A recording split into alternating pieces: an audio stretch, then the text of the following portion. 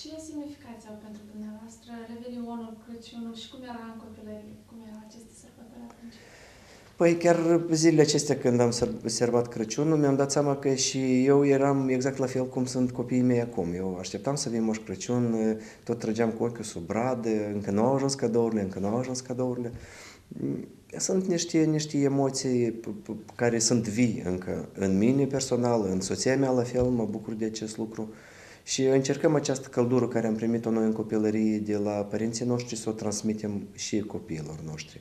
Sigur că sunt niște sărbători de suflet, sunt niște sărbători când și la sfârșit de an poți să-ți faci anumite totaluri în sine, cine ești, ce ai făcut, ce ai putut să faci și nu ai făcut și care sunt lecțiile învățate în acest an. Este probabil o sărbătoare de așa mai mult sufletească, care îmbină familia. Ce mesaj aveți pentru cei dragi, pentru cetățeni cu ocazia sărbătorilor de iarnă?